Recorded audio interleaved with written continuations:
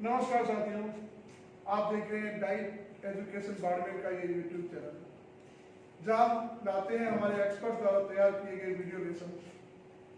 मैं कमल शर्मा हूं। आप देख रहे थे क्लास 10 की सामाजिक विज्ञान, और सामाजिक विज्ञान में आज हम प्रारंभ करने जा रहे हैं अर्थशास्त्र। अर्थशास्त्र का 14वां पाठ आपके सामने है, आर्थिक अवधारणा एवं नियोजन। जैसा कि पाठ का नाम है आर्थिक अवधारणा, अर्थशास्त्र से संबंधित अवधारणाएं या परिभाषाएं इसके अंदर है, और नियोजन प्लानिंग, किसी भी काम को किस प्रकार से व्यवस्थित करते हैं। तो इस पाठ के अंदर हमारी आय के संबंध में कुछ सवाल है, टॉपिक है कुछ। सबसे पहले देखते हैं आय। जैसा कि आप देख रहे हैं आय या इनकम, आय का शाब्दिक अर्थ देखते हैं, उसके बाद आगे बढ़ते हैं। सामान्य शब्दों में आय या इनकम किसी व्यक्ति, फर्म या संस्था की बिक्री या अन्य साधनों से प्राप्त होने वाली राशि से। बिल्कुल अपने आप में अर्थ स्पष्ट है। आय यानी कि जितने भी सोर्सेज हैं, उन सोर्सेज से प्राप्त जो राशि है वह आय कहलाती है। जब हम आय के अर्थ को अच्छी तरह से समझ लेते हैं तो फिर आगे बढ़ेंगे। राष्ट्रीय आय क्या है, प्रति व्यक्ति आय क्या है, वो सारी बातें बाद की बात आती है। सिर्फ आय का अर्थ देखते हैं। जितने भी स्रोत हैं, उन स्रोतों से प्राप्त जो राशि है वह आय कहलाती है। आय के बाद देखते हैं राष्ट्रीय आय। राष्ट्रीय आय देखिए, राष्ट्रीय आय देश के उत्पाद के सभी साधन, जितने भी साधन हमारे देश के उत्पाद के हैं, देश के उत्पाद के सभी साधनों द्वारा एक निश्चित अवधि, यह बात बता रहे हैं, एक निश्चित अवधि के दौरान उत्पादित समस्त अंतिम वस्तुओं और सेवाओं का मौद्रिक मूल्य इसमें शामिल किया गया। दो तीन बातों पर विशेष ध्यान चाहूंगा। सबसे पहली बात आई है सभी साधन।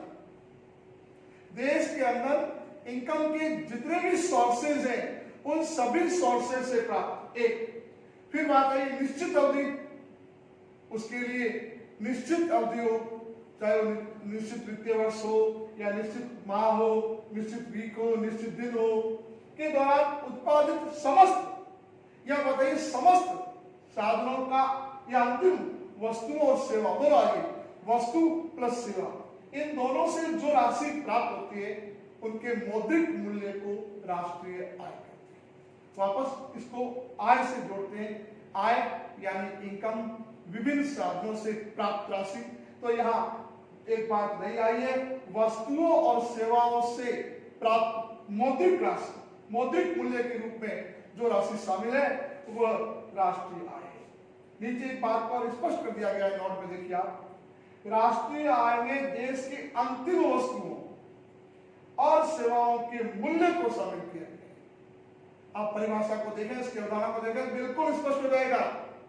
एक तो मुद्रिक हो और दूसरा अंतिम रूप से वस्तुओं और सेवाओं को शामिल किया। आप फर्स्ट स्लाइड में आराम से देख सकते हैं, स्क्रीनशॉट ले सकते हैं, आवश्यकता अनुसार नोट कर सकते हैं।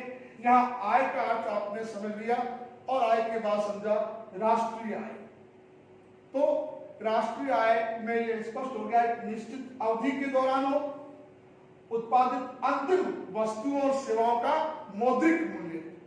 यहां बार बार मैं ये बात कह रहा हूं कि वस्तुओं और सेवाओं का अंतिम मौद्रिक मूल्य हो और एक निश्चित अवधि हो। आगे बढ़ता हूं मैं, अगर ये क्लियर हो गया हो तो। राष्ट्रीय आय का महत्व, जब आपने आय को समझ लिया, राष्ट्रीय आय को समझ लिया, अब राष्ट्रीय आय का क्या महत्व है, राष्ट्रीय आय क्यों होती है, क्या उसके फायदे हैं। सबसे पहले देखिए, राष्ट्रीय आय से राष्ट्र की आर्थिक स्थिति और आर्थिक प्रगति का क्या होता है। अगर देश की राष्ट्रीय आय अच्छी है तो उसकी आर्थिक स्थिति मजबूत होगी, आर्थिक प्रगति मजबूत होगी।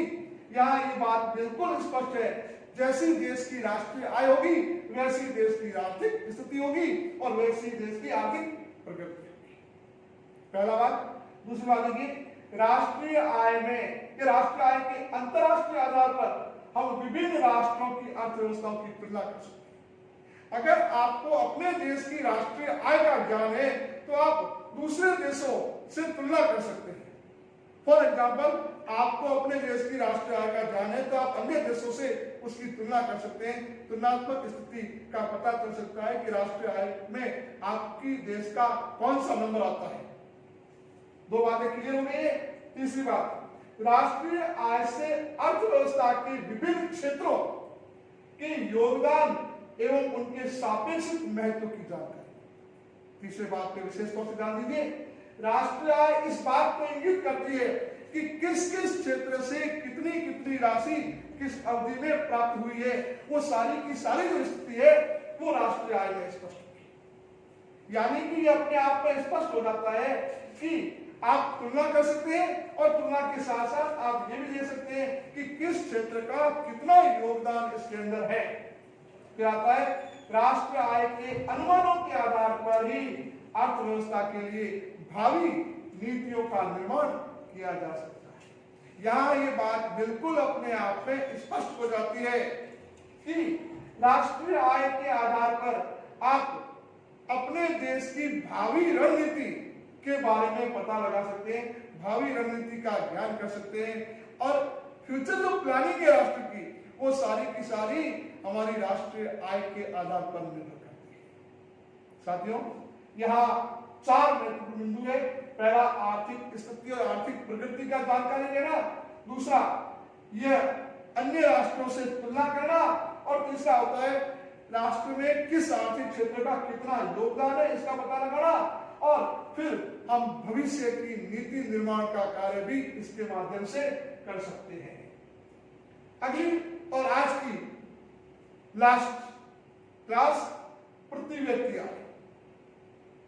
देखिए, हमने आय को पढ़ा, राष्ट्रीय आय को पढ़ा, राष्ट्रीय आय के महत्व को पढ़ा और अब देखते हैं प्रति व्यक्ति। जैसा कि नाम है प्रति व्यक्ति, राष्ट्रीय आय का योग जो है वो प्रति व्यक्ति आय है। देखिए, प्रति व्यक्ति आय राष्ट्रीय आय की तुलना में आर्थिक कल्याण, आर्थिक विकास का अधिक उपयुक्त मापक है। आप प्रति व्यक्ति आय से अनुमान लगा सकते हैं कि जिस देश की प्रति व्यक्ति आय अच्छी होगी उस देश की राष्ट्रीय आय अपने आप ही अच्छी हो जाएगी। और इसके लिए आप देश की राष्ट्रीय आय में उसकी संपूर्ण जनसंख्या का भाग देंगे तो प्रति व्यक्ति आय निकल जाएगी। या देखिए, प्रति व्यक्ति आय के लिए एक सूत्र है। प्रति व्यक्ति आय ज्ञात करने हेतु देश की राष्ट्रीय आय को देश की जनसंख्या में विभाजित कर दीजिए। प्रति व्यक्ति आय निकलना बहुत आसान है। इसके आपको देखना ये होगा कि आपके देश की संपूर्ण राष्ट्रीय आय क्या है। संपूर्ण राष्ट्रीय आय में देश की जनसंख्या कितनी है उसके आधार पर आपका प्रति व्यक्ति आय निकल जाएगी। तो साथियों, आज हम पढ़ रहे थे क्लास 10 की सामाजिक का कक्षा 10 का पाठ 14 अर्थशास्त्र का, जिसमें हमने पढ़ा आय क्या है, फिर राष्ट्रीय आय क्या है, फिर राष्ट्रीय आय के महत्व को पढ़ा और उसके बाद पढ़ा प्रति व्यक्ति आय को। हम इस क्लास को आगे कंटिन्यू रखेंगे। तब तक आपसे आग्रह है, बने रहिए हमारे चैनल के साथ और सब्सक्राइब और शेयर करिए। तब तक के लिए विदा, नमस्कार।